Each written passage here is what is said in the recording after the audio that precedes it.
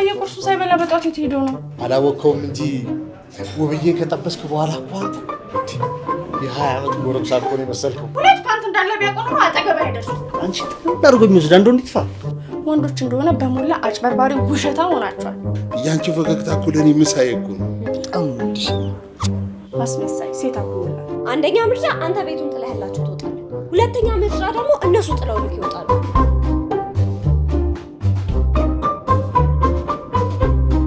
ቆይቼ አቶ ተሾመ ልጅ አይደለች እንዴ? ከመቼው አድጋ ነው ደግሞ ለመለጠፍ የበቃችሁ? መቼም ዛሬ ሁሉ ነገር ላፈራርጠው እንደወሰንኩ ነግሬሻለሁ። አልገባኝም። እያስጠናት ነው።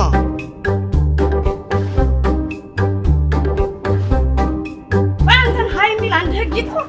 ምንድነው እንደዚህ አጣድፏቸው ያመጣው? ምንድነው ንገረኝ እስቲ እናንተ ገምቱ። ጨረታ አሸነፍ። አዲስ ፕሮጀክት ይላረገብ እንዴ? ለቤት ገዛባ እና እኔና እነሱ አንድ ቤት ልንኖር አይደለም እና ምንድነው? ባላገኘህልኝ ላገባ ነው።